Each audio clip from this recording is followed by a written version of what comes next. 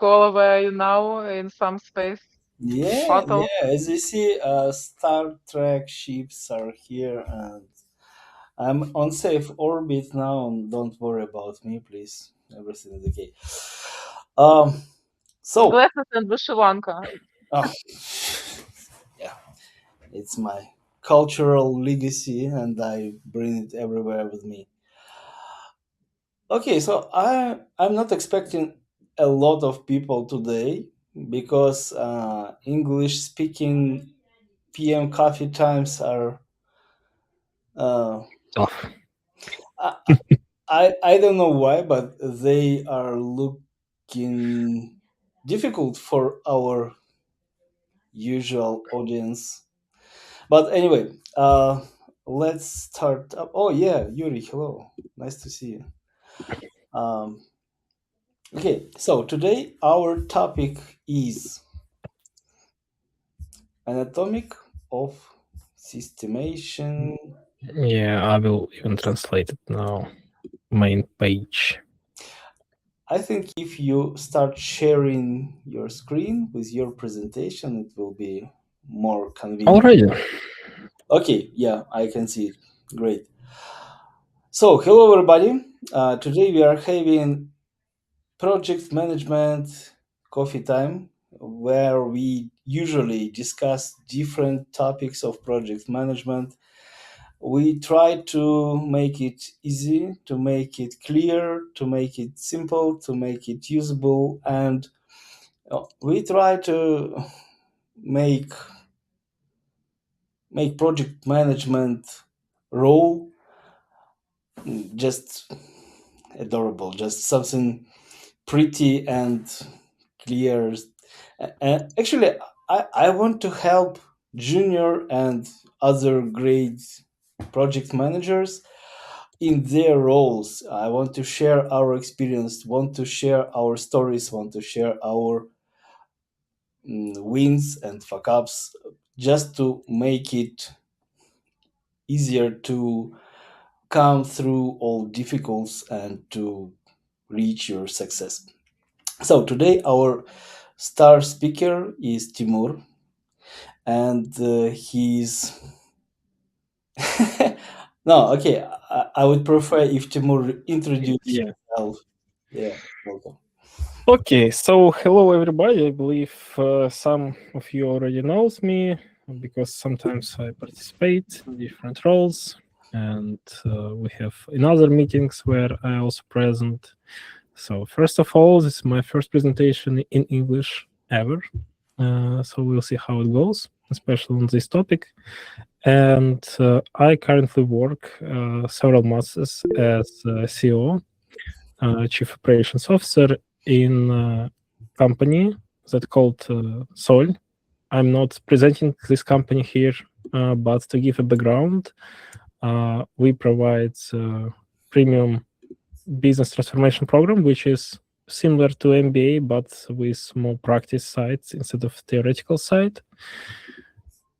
And what I'm presenting here is not connected to our program at all, and we don't use it there. I will talk something about my own things, how I systemize, and I hope some of you will find it helpful. The main difference that it's called project management coffee time, and usually where you operate or project or some team. In my case, I try to systemize all departments in the company. So I little bit adapted my presentation to switch to the department instead of company level. But still, it's applicable on all levels, just matter of your lenses, how you see it. Okay, Timur, let me just clarify our agenda and our way of conducting such meetings. So we have some kind of theoretical part when Timur is sharing his knowledge, his experience, and it's up to him uh, if you can ask questions during his presentation, or you will be able to ask them later. Timur, Can we Yeah, you can ask me when I finish the slide, but if it's like a quick question, if it's longer questions, then I have 4 parts in my presentation. In the end of the like part 1, you can ask some longer questions, and at the end, I will have some Q&A session where we can discuss in depth. Okay, and if you can't stand, so just put your question to the chat and we will read it later. Okay, so we can go on. Okay, so today we're gonna talk about why every growing department or company faces that same habits that was making you successful at the beginning. They start not to work the same way, and they even break down your team as you scale up. And we're gonna talk about here about how to systemize this house, what the different stages, and how to navigate them. So here some objective, and during these 40 minutes or so, you have opportunity to look in a mirror, to look at your own department or company. We will use simplified frameworks that I hope many of you know already. This is CMMI maturity model. And we'll identify where you are, what tools you can use to fix it, and how to handle inevitable pushback that your department can give you when you try to change some things. So as you can see, this is what we'll cover. And let's begin with part 1, scaling trap. We'll talk about why exactly what worked yesterday doesn't work today, and for sure will not work tomorrow. First one, I hope all of you knows, it's some basics from project management, and especially it's one of the formula you have to remember and memorize for PMI test. This is like channels formula, Metcalfe's law it's called. You can see that more people you have, more channels you have, and it brings complexity in question. So when your department is small and you can manage, if we're talking about offline, by just walking around the room, and it works only 5 people, as you can see, it's only 10 lines, 10 channels. But when you scale up to 50 people, then complexity doesn't just multiply by 10. And according to Metcalfe's law, our communication lines explodes to 1,225 channels. So you cannot manage exponential increase in chaos with the same linear methods that you used before. So informal chats, when you're trying to organize everything in Telegram chats, in Slack chats, they just break down, especially Telegram chats, especially before it was topics introduced to chats there.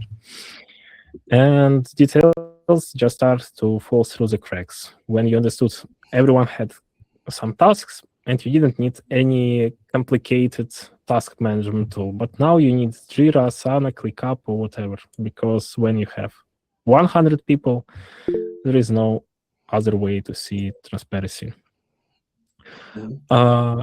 Then you can see on the right side, you have picture.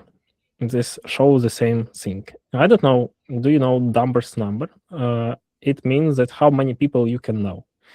That our mind can remember quite clearly only 150 people or so.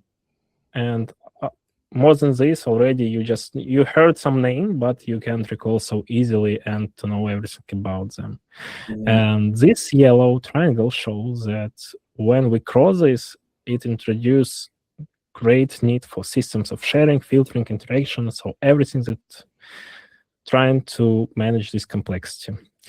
I saw some questions, but I don't know, is it for this slide or no? Vika. Oh, yeah, question about Victoria, communication is not the part For of it. future. Will be, It's for future, yeah. I mean, not, it will be not now. covered in presentation. It's already there, so don't worry. Right. Then, let's move to the next. I believe it's Gilbert. Yeah, Gilbert. Not a very smart man, by the way, but he drew really good work comics. So, Brooks' law, just hire more people. when we feel the pain of scaling, that first thing that come in mind that we need to beg for more headcount, we need to add more people, and it will speed up. But if we look at the math, then you have 3 experts, you hire 2 juniors, or even 2 middles, and you don't have some onboarding process, you don't have systems. And these experts now, instead of working, they just spend all their time to teach these people. And at the end of the day, you have even less capacity than you had before. So this is one thing. As you can see, how long will your project take? If I add 2 people, add 1 month of training, 1 month for extra complexity, 1 month for the drama, and after all of this, they will be useful at this meeting, so not very useful. And this what we have to keep in mind, that we can't just put more people and to get more results. First of all, we need to focus on our efficiency before scaling. Next is psychology of scaling, also called Ringelmann effect. You can see 2 types of diagram. If we look on the left side, this is social loafing. And what Ringelmann told, that when one person works, he put 100% of his effort, because everyone can see his work. When we take, how many people here? 1, 2, 3, 4, 5, 6, 7, 8 people, yeah? And everyone put only 49% of effort, because nobody can see, do they really pull this stone when so many of them? So they believe they can. Yeah, so after this slide, I will take from you, Mikola. And okay, let's imagine that from previous stage, we onboarded that people. And now, when groups becomes larger, individual effort subconsciously grows. So when processes are not clear, responsibility diffuses, you don't have stated responsibilities, what everyone have to do, how you evaluate them. You don't see task manager to see their capacity, you don't see their load.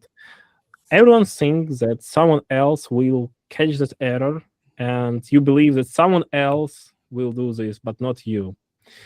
So when you don't have systems and you have 8 people team, you have only same result as 4 people working in this team. On the right side, you can see also that it both accompany motivational loss and coordination loss. And more people we have, more loss we have, and we need to fix this. So basically, maybe you noticed that in some big teams, some big companies, you have some heroes, some superstars who just push everything with their own sanity. Yeah. So, Mikola, you had question. We now have I just wanted to comment that Russian fairy tale Repka is lying, because they added people to the system, but each next person was weaker and weaker, and their efforts become less effective with each iteration. So at the they wouldn't succeed, but in the fairy tale they did. And I wanted to share that I have a pet project, and it grew from 3 people to almost 20 now. And complexity is something I couldn't track each task already. I couldn't understand each person's responsibilities and what is going on. In the beginning, it was much more easier, and now I understand that I still need to add a few people to the team, but I'm afraid of it. And I don't want. I want to remove somebody before adding, but it's so difficult to decide. So yeah, I can just say that this is really true, and I feel these scaling problems each day, not only in my pet project, but also in any company where we need to add the person. I still worry that if we really need a new person in our team, do we really want to add this complexity level? Because it grows exponentially, it grows dramatically with each one. So yeah, thank you, Timur, for sharing. Let's go on. Yeah. totally, people usually underestimate how much different skills you need to operate company.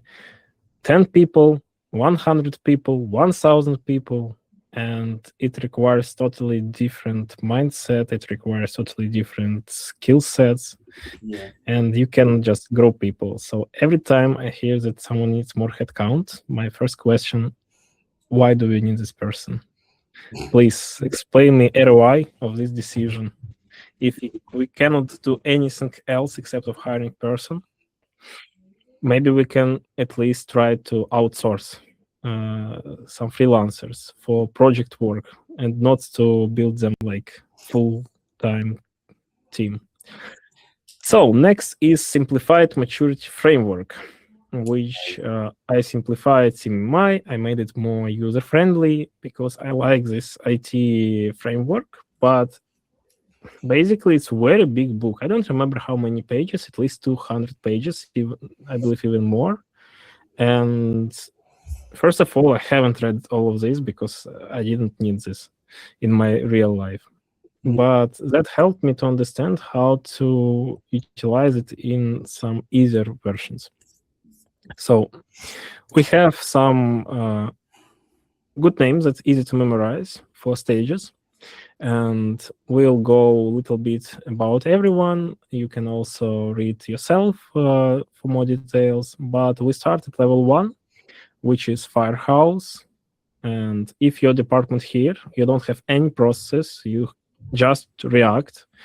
Every new project is unique emergency. Something fell from the sky. You need to understand what to do with this. And how to understand that you are here. Ask yourself how new employee learns the work. If answer is like they just shadow Peter because Peter knows everything, then you're level 1 because all your operations rests on this Peter, and result will be complete lottery. Because if Peter has a good day, he will do everything, he will solve everything, and everyone have a good day. But if Peter burn out, or maybe he just want to leave your company, then whole department collapse. And usually, if one department collapse, it brings problem to other departments also. Yeah. So Yeah. this one we must avoid as much as we can. And usually it happens only on very like small scale companies, because anyway, like 50 people usually it can't exist such companies for a very long time. Next level is tribe. Level 2, you survive this firehouse, and now you have core group of veterans who probably works for like at least 2 years, and they know basically how everything runs. Everyone knows a way of doing things. They're not written anywhere, but everyone know what to do. It's like tradition. You pass it like stories, some anecdotes about previous experience, and you may even have some templates, but everyone use them however they want. It's not tracked. You're not updating it, and result is random success. Everyone works fine until you need to, for instance, double your headcount to scale your company. And in this case, if 2 of these veterans, for instance, head of departments leave, most of your like tribe's memory is wiped out, because usually the people who report to them, they don't know what he knows, and they know only like little part of this. And you fall back to the stage 1. Congratulations. Next will be level 3. This is like our ultimate goal for every company, for every department, to come to level 3.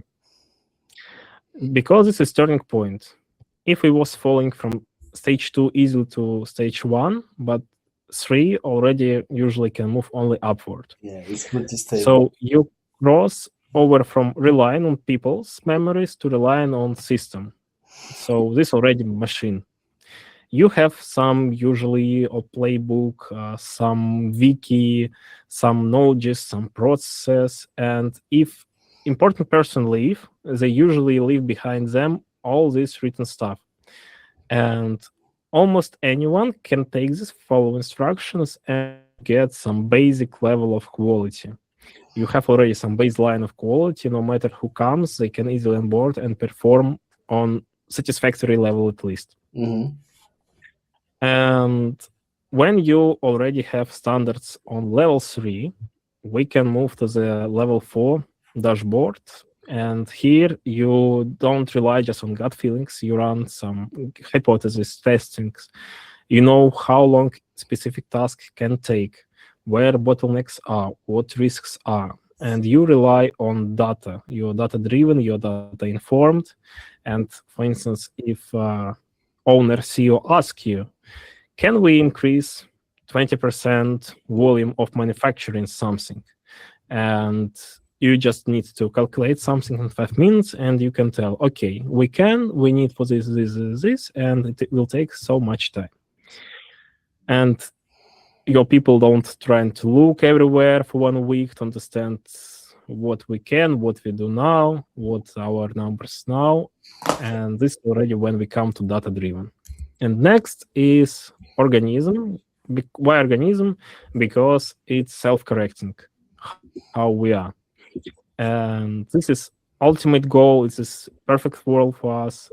And here you're not following just playbook. If something fails, you're trying to find root cause of these failings. Yeah, I will finish and I will ask. And culture doesn't blame. They doesn't look to blame someone. They try to understand situation. They propose solutions. They always run learning with Kaizen, and this system is designed to continuously upgrade itself. And it's on all levels, not just middle management, senior management. It's every linear worker is interested about improving work, performance, safety, mitigating risks, etc. Yes, Mikola. I wanted to share my experience that in my practice, there were no such organization reached this level of organism. But I think that it can be applied to governments, to countries, to, I don't know, maybe armies, because there are already implemented a lot of items you listed.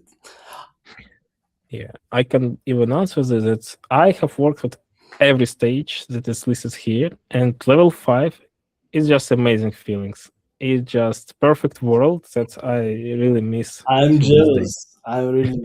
I want to get to such organization. Vika? I'm sure that all depends upon people. So, to my way of thinking, it's impossible to have to meet a huge organization like an organism, because maybe it's can be connected with some departments of huge organization, can be organism, but not all departments, all people, because it depends upon people. We can, for example, find several hundreds of people that are ready mentally to work in such organization, because some people are firemen by their nature, and they want on everything that they want. It's to complete, to be to have some affairs only with firehouse. That's all. And we Let can me to disagree on find this. these people. We can choose Tutus. some new people, hire some new people, but it's impossible. To my way of thinking, Let to me my to subjective disagree on this opinion point. because I already saw this in my life. And I will always recall this experience, I believe, until I will be already 90 years old. That I worked as seafarer, and how they manage this. First of all, company already exists for like 40 years. So it's already quite long-term company. It's not like some IT startups for 20 people who works 2 years. And next, during all this time, they always hired people from like universities, and they raised it in the company. And almost none of them leave or office work or sea work. And when they already even at sea work, then they don't want to work at sea. They move to the offices, to the shore work. and they bring this like experience. So there is for sure some people don't like this approach, but it's like very tiny percentage, because every time you have a lot of training that prepare you for this, everyone demands it from you. All higher management, middle management, everyone requires it from you and brings you why it's important. So it's possible, but it requires a lot of dedicated work, and not even work, and just to have the skill set even to push. Yeah. Because for sure, if they would put me there as CEO, I would fail on in first few hours. But maybe later, Timur. Maybe later. Maybe later we'll see. Okay. But like level of their expertise is just far beyond. Yes, Nadia? If this is a short question or remark, please go on. But we still have a lot of stuff Mhm. to discuss. Nadia. Thank you. I'm just curious if you think that it's possible to become this kind of COO um, by imitating what you saw, or if none of us have such experience, is it even possible to build it from the scratch if you've never been part of such experience? I believe it's impossible if you have never had, because Yeah. first of all, it's not even about skills, it's about mindset. And what I see currently in the company with some people who I have, it's like I tell them that we need to do this, and they tell this is impossible. We have never seen it work, that it works in like whole our life, and I'm saying I was doing it at least several times. So we can do this. And then like some pushbacks we do, and they, wow, so it was really possible all these years. Yeah. So yeah, mindset even maybe more important than skill set about organizing such companies. Cool. Okay, so next it will be, oh, why it's comma here? Anyway, your management toolkit. CMMI has one thing. They have 20 practice areas. I was including them in the original presentation, but I understood that it just doesn't have any sense. So I dissected them to only 4, which we'll use later. Pillar 1, this is direction. What and when we do. With some requirements, planning, estimations. Pillar 2, it's execution and control. So it must be standardized procedures, control, QA, other things. No, QA it's pillar 3. It's quality and risk.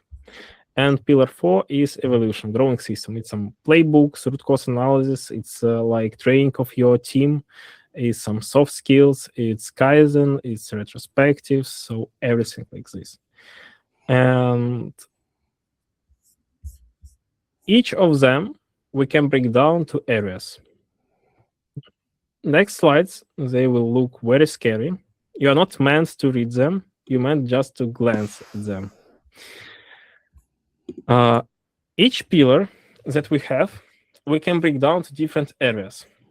I put some marketing, sales, manufacturing. So you can look at them, and for instance, pillar 1, it will be direction. And first is requirements, estimation, and planning. This is like first that come usually to mind. For instance, you take sales department and you take their requirements. So pillar, area, and then you have these 5 stages that we discussed earlier. For instance, we have lead qualification. Do we have criteria for qualification? Yeah. And we put like level 1, 2, 3, 4, 5. For instance, level 1, okay, I like him, so he's qualified. Level 4 is, okay, we have data that in the past 5 years, such people buying, they have LTV, that's etc. They have like high NPS, so we use this for lead qualification. So it will be level 4. Next will be pillar 2 is execution and control. Some of them, so for sure you can take your areas that you see that works in your department, in your company. This is very important to understand that you need to come to them yourself. For instance, we will take manufacturing, standardization, and execution. Very important now, especially with rise of all this manufacturing. So this is SOPs.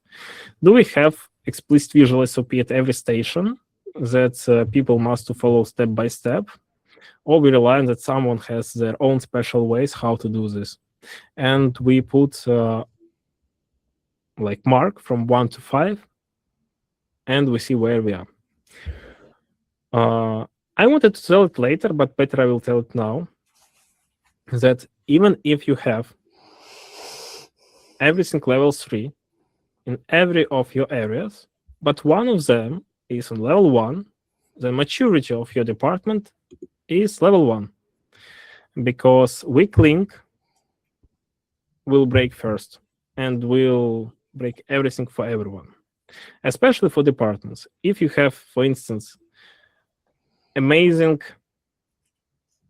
marketing department and you have awful manufacturing, then marketing can generate a lot of leads, a lot of clients, but what's the use of them if your manufacturing doesn't know how to operate? Or other way around, manufacturing can produce 100 details and marketing brings you 20 clients.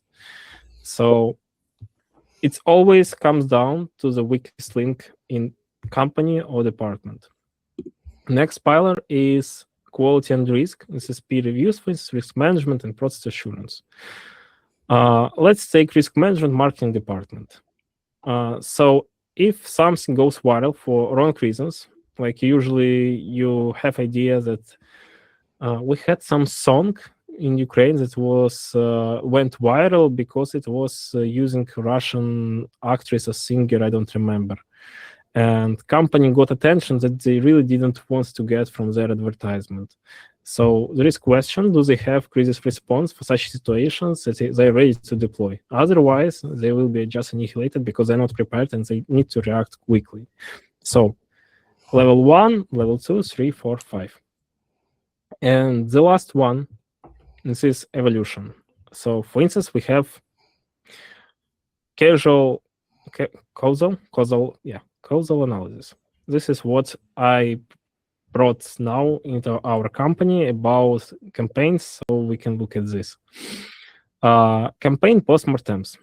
So when campaign flops, do we run analysis of why process failed, or we just blame like someone did poor job, or just we had a bad luck? And in this case, for instance, it was level 1 that people said, okay, looks like we got some sales. It means it was good. But now we went in this specific area to level 4, to data informed and data driven. In this case, we have all analytics to details. We gather not only marketing team, we gather event managers, we gather everyone who was in touch with this, with speakers, with sales. So everyone can give their feedback. We do workshop, we write everything down, then we make correction to our process of launching such campaigns. And next time we follow these procedures and we remove these problems each time that we can become better and better. This one also don't read. It's just a template to show how it can look in final, that you write down here. Pillar, then focuses, and you must understand what will mean each level for your specific department, for your specific company, and you put here score. Actually, in my real life dashboard, I also have current score, target score, then what to do, and what we focus in the next 3 months.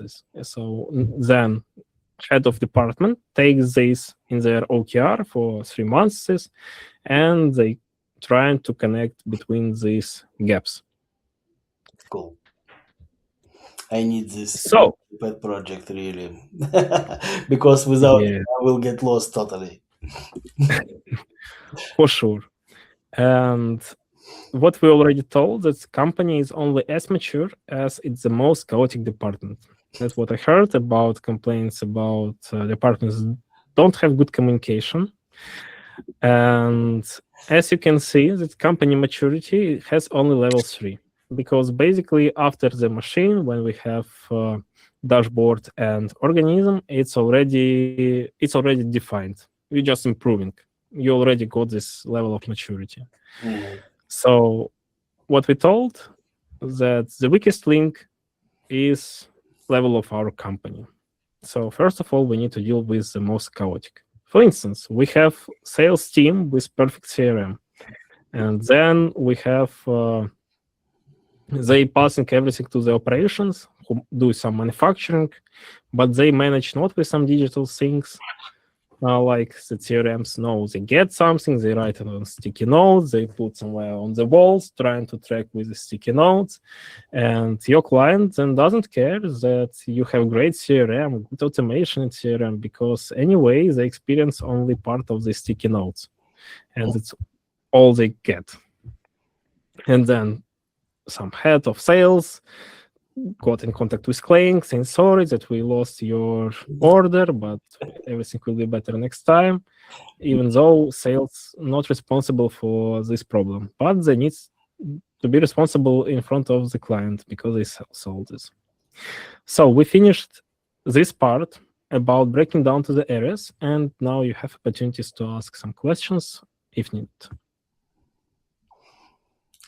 Actually, I already shared my own thought that I really need to review this part and implement it in my pet project, because I cannot move higher than level 2 without understanding the levels and helping teams, helping departments work on their processes. Yeah, and this table will help me a lot. Thanks for sharing. I didn't expect it would be so helpful for me right now. Thanks. Sharing is caring. I'm glad that you liked it. Yeah. So, and actually the final part, this is crossing the valley of despair. First of all, rule of +1.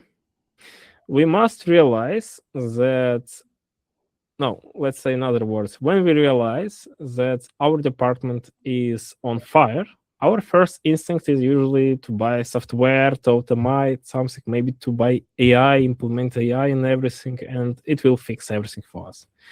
And this is the biggest trap. It sounds easy, but problem is that Bill Gates has a law for this. If you automate the bad process, you just generate errors in the speed of light. Because before this, you could generate slowly problems. Now you generate them infinite speed. So, for instance, if you buy a level 4 tool, I don't know, Salesforce, it's like modern CRM. And for level 1 department that doesn't have any discipline, they don't want to use any automation, they don't want to learn this, then you just put digital lipstick on a pig. And then you have Elon Musk, who is considered like man of automation of everything, but he tried to fully automate a process that wasn't standardized yet with his Tesla Model 3, and he created production hell. And he admitted that humans are underrated. He had to roll back to the humans workers, stabilize process first, and then only to go and automate. So even if you're Elon Musk, you can skip levels. You must go from 3 to the 4 and then to 5. Next one is how to fix. We can't buy, for instance, software, we can't buy AI. What we need to do to fix our level 1 process? I like ESSA algorithm. So you need to follow the order of steps. First, eliminate. Look at the weekly reports that you get from your team. And they spend 5 hours on it. They complain that they spend too much time on this. And you say, no, you need reports. It's very important. But then you ask everyone, do you even read this report? And you understand that nobody even reads this. So if nobody reads, just kill this report. These people who prepare this report, most probably they already know these numbers. So no need to optimize something that you don't need if nobody benefits from this. Second is simplify. If we must do, if this report is really necessary and everyone reads, does it need to be 10 pages, 10 tabs in Google Sheets, or one-page dashboard with key metrics will be enough for you to take a decision? Because anyway, whatever we collect, it must support our decisions. If it doesn't support our decisions, then let's cut it to what supports. Then standardize that if you have this report, then create template that more people will use and simplify their work. So they don't need to invent the wheel every time they prepare a report. They have standardized dashboard and they fill up. And only then you can reach step 4, automation. You can put some scripts, macros, etc. to auto-generate this dashboard. This is under question in this specific case because I believe people have to do reports with their hands and not automation. And reason for this because when people put numbers from one place to another, they usually think about these numbers, and then they have some insights and that, oh my god, how I didn't notice this for a whole week. So yeah, Denis.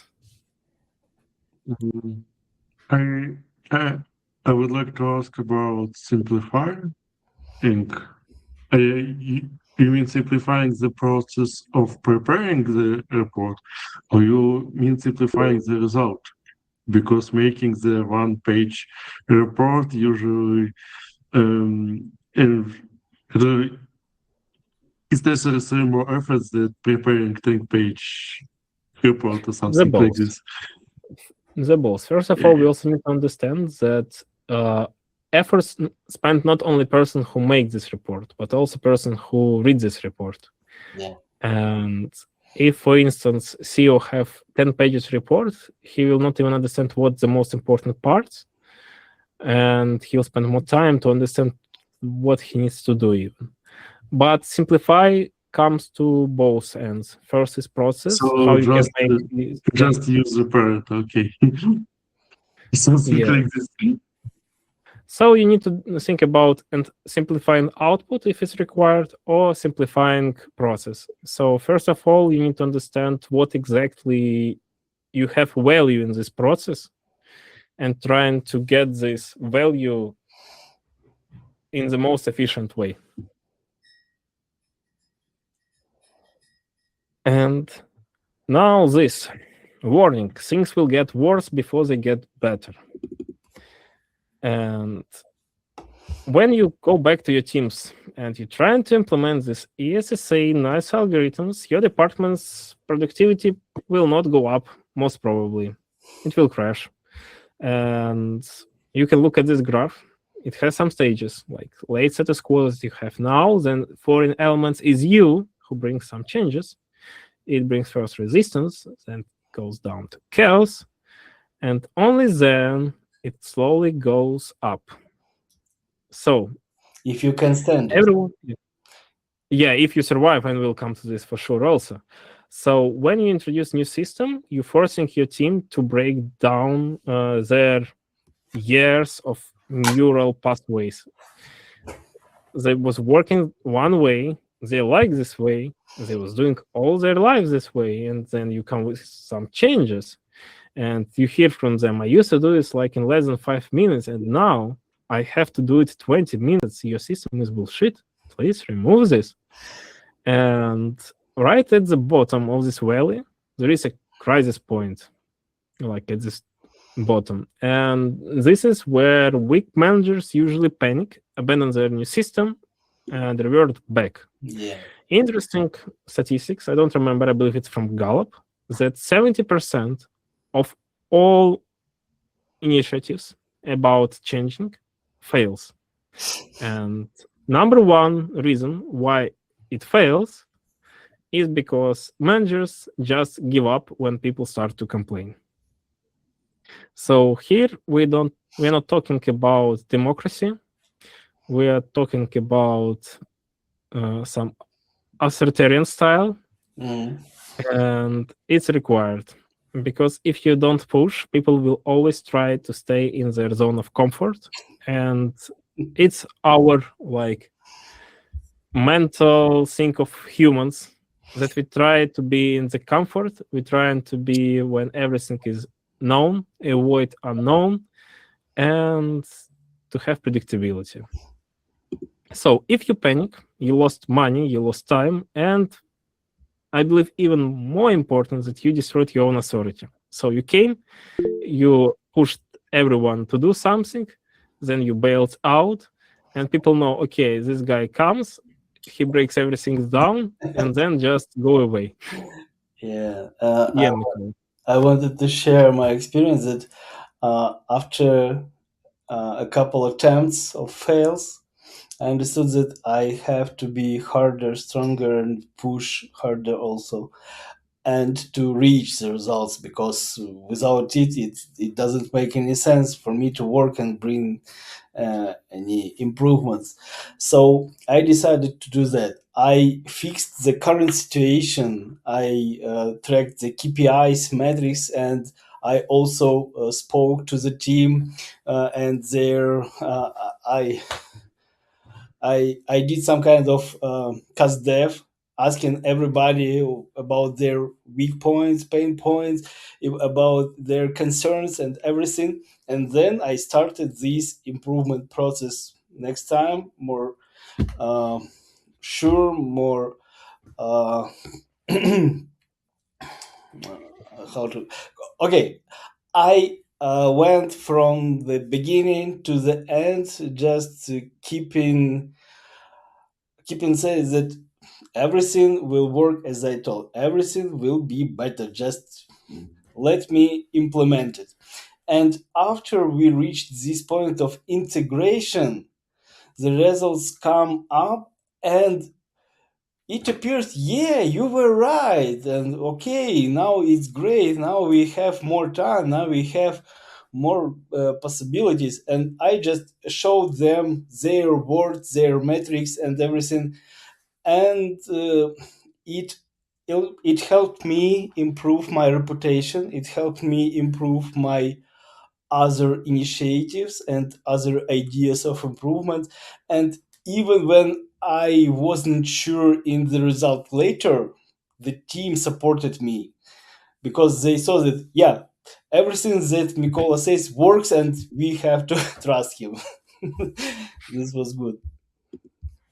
Yeah, and actually, it's why I even included this about authority. Whatever I read about all of this, usually nobody talks about authority, that it's a really crucial part. Like, okay, it fails, it doesn't fail, but if it fails 1-2 times, you don't have any more possibilities to do any changes, because nobody trusts you anymore. Yeah. So this is really important. And this about integration. Want to point out to this stage integration climb. So people start to like only when they have the first aha moment. So wow, this CRM reminded me that I need to follow up this person like after 2 months is when he told me, and I closed the deal because of this, and not like when I was writing in my spreadsheets and it was no reminders. And now they understand that it brought one more sale, and they got bonus, and their new habits form. And only after these moments you can move your initiatives. And I believe that the best way is to push people to the first aha moment as soon as possible. So like I would call this metric for tracking. I like Mikol likes metrics. Time to aha moment in every initiative of helping. So yeah, Nadia. I love the whole point, and I love that you showed this slide that there will be crisis first, because I think one of the biggest mistakes will be to push the changes like a promise that it will bring good to the speed eventually. Like strategically, it's a great move, but without planning that there would be crisis first, that can be a mistake to push people to do the same like to be same productive while they're adopting the new approach, they would be completely discouraged because the speed must be the same, the expectations are the same, they're in crisis mode, they quit, you're a jerk, I'm sorry, you're a bad person, and they just don't want, they don't believe in the system this way. So just knowing that the crisis will come first kind of helps to plan it all well, especially if you're an outsourced company and you have clients to take care about. Like, you can't adapt without losing clients first then. So thank Sure. you for bringing it up. Thank you. So this is how to survive the value. First, this is set expectation first. Tell them day one, we will be slower. Usually, as I see from practice, it will take at least 2 months before everything will start at least to the same level as it was before. And you tell them this is part of the plan. For instance, loading you will increase. It's okay. It's normal. You must to give them support that I'm here. Everything you have question, everything you want to optimize here, every propositions, please come to me. We'll try to solve it. We'll adapt to you. And then people really comes to you. You help them. They see help from you, and they believe you more. And they try to adapt. Second, burn the bolts. Just delete, access them to their old tools. If you don't do this, they will come back there. You just need to delete. You don't need to give them choice other than moving forward. Third is celebrate small wins.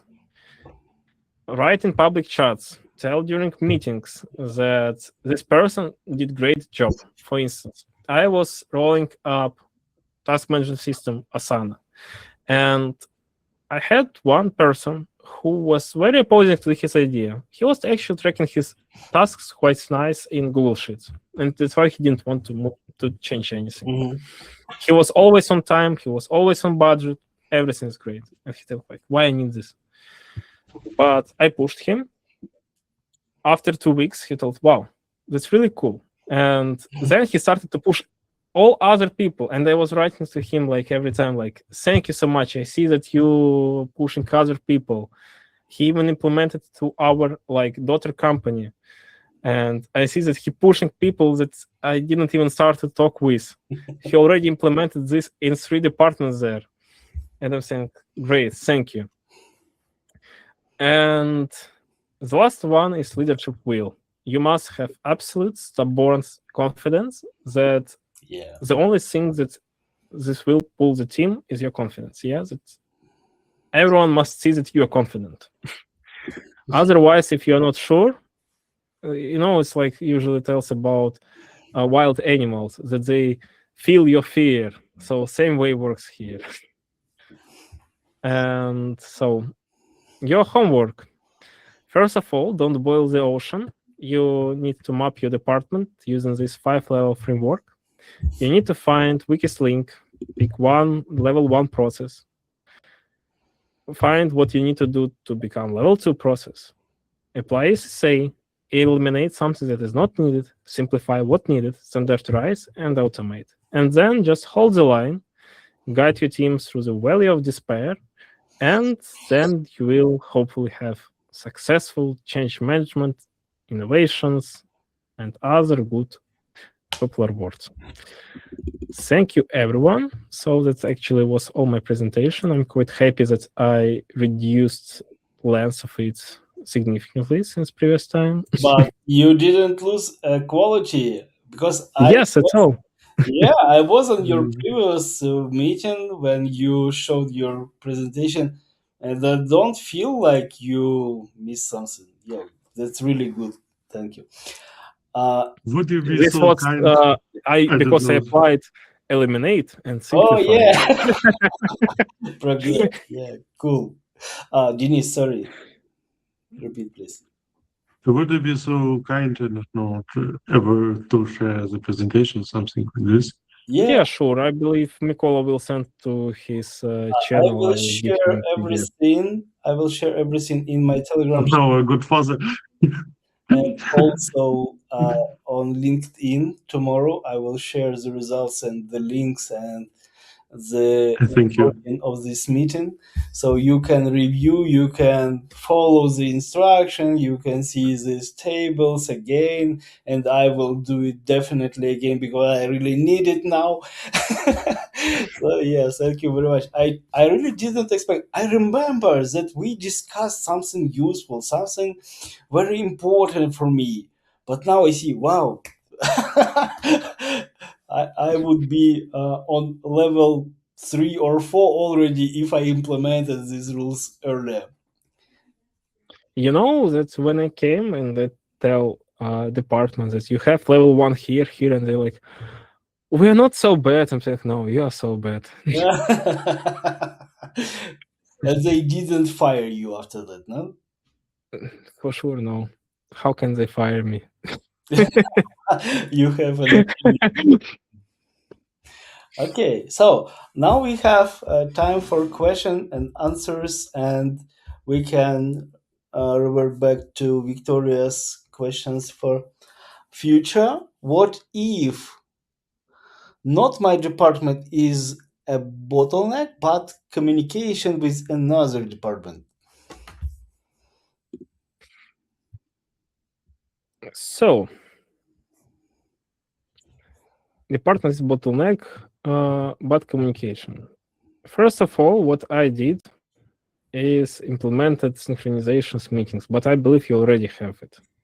Could you please elaborate what the problem exactly you have? We have not our process in different departments that is connected with some similar questions are very different, and we try to synchronize it, but we cannot because our vision is different. We have different mental maybe issues. I don't know how it could be mental vision of how it could be to optimize process in different departments. So that's, for example, simple, like not bottleneck. It's like a big sign of stop and we don't know what to do. So our bottleneck is communication with some processes that needs to be signed, to be done from department to department. For example, one long process that is connected with step 1 is connected with one department, step 2 is connected with my department, and another with another, and so on and so on. So have you maybe any had a situation with such problems that you can synchronize communication in different departments, in your and another, for example? It depends what kind of process, for sure, because can be different answers. But as no details, I will try to give some general advice. First of all, I would do like map of the process in the mirror to do swim lanes. Where is your department? Where is their department? How it goes step by step. And usually all problems on the handoff part where you give your work to them and they give you your. And usually I was solving this with checklists. And if someone doesn't give them what is required by checklist, people don't even check this work and they just give you back, like make it through the checklist. But every situation can be very unique. So if you have like example of one of the process, we can look at specific problem. Unfortunately, no, because of NDA. But Like I get you. some non-existent company, some different departments. It's complicated. If I'm not in LinkedIn with all the main stuff in that I have in my work life, but maybe, but not now. I got the general point. Thank you. And I have one another question in the end. So can I ask now it or maybe Yeah, later? sure. Um, Sometimes there's a situation when we are constantly in fire. We're constantly putting our fires, and I want to slow down. I want to optimize the process. But for example, our C-level says that we can't now slow down, and we can't use your algorithm to step 1, step 2, step 3 because now we are have a lot of files. Have you sometimes this Yes, situation or constantly. never? Constantly, Mhm. because everyone needs everything, and preferably 1 week ago. There is Uh, never place for this going down in performance. There is never. First of all, is about playing in advance to give them understanding that they don't have time, not because they don't have time, but because of poor playing. And usually, if you tell we'll not solve it now, but we put in our calendar some roadmap that will do this improvement of process here. And you must, when it comes to this week, to organize your work in such a way that you have time for this. And it's like non-negotiable because, and you provide, I big fan of creating tables. I create tables for everything.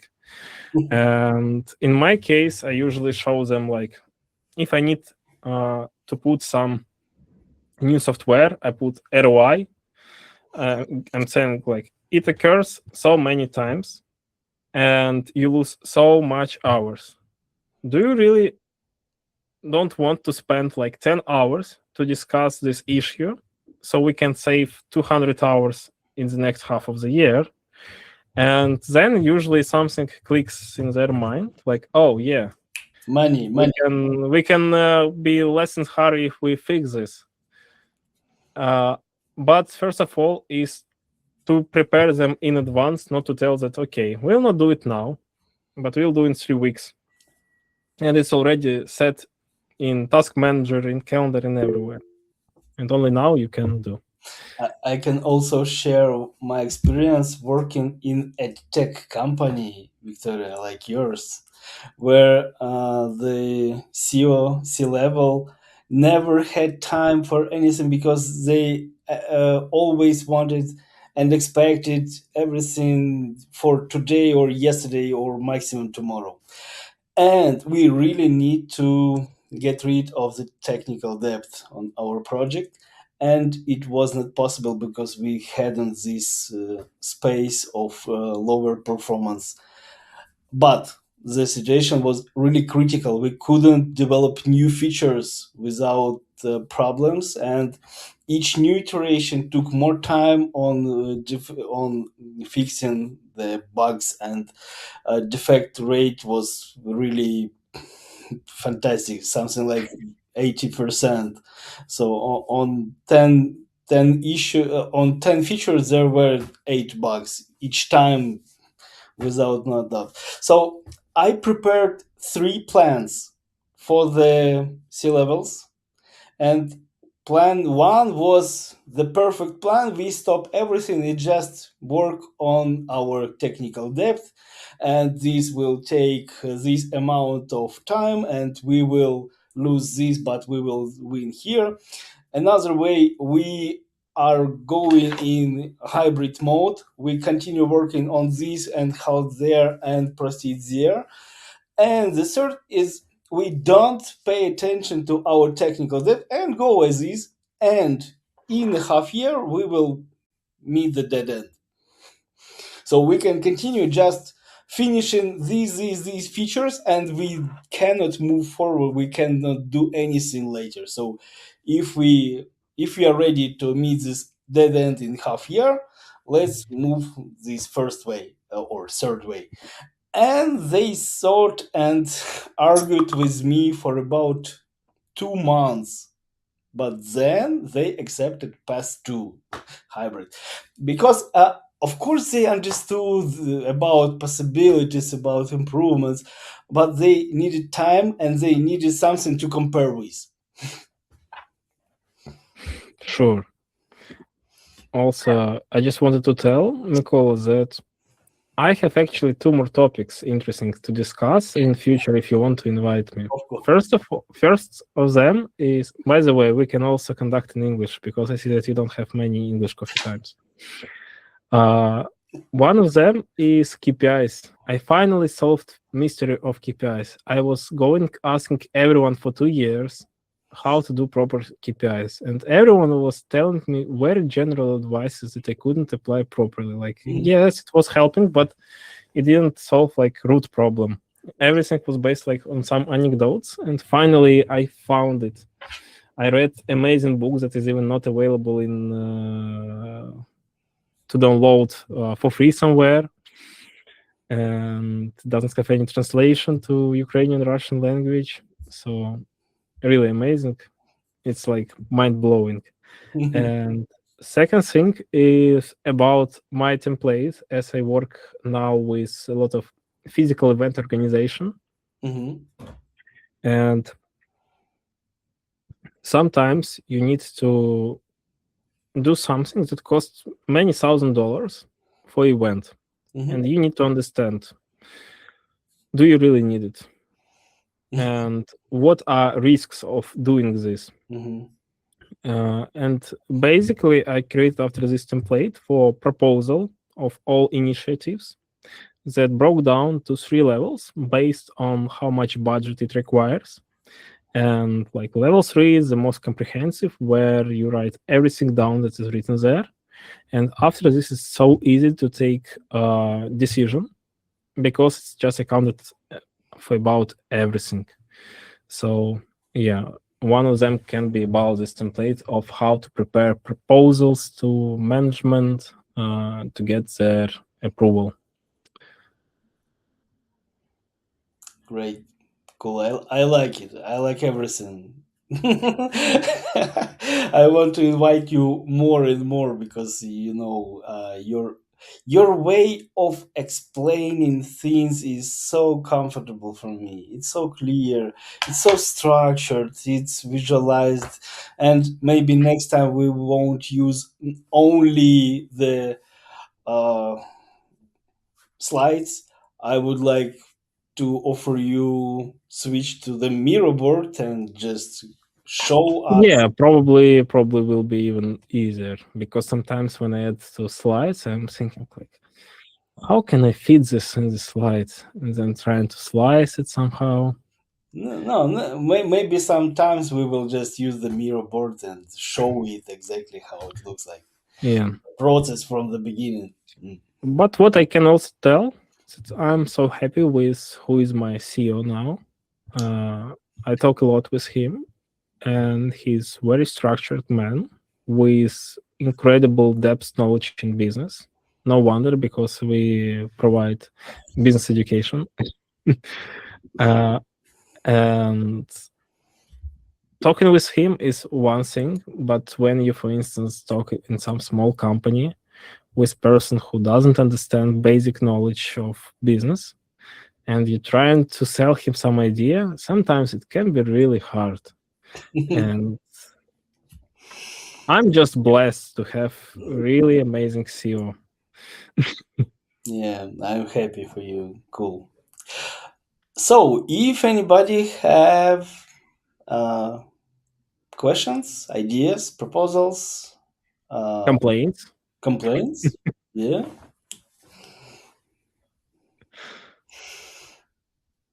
No?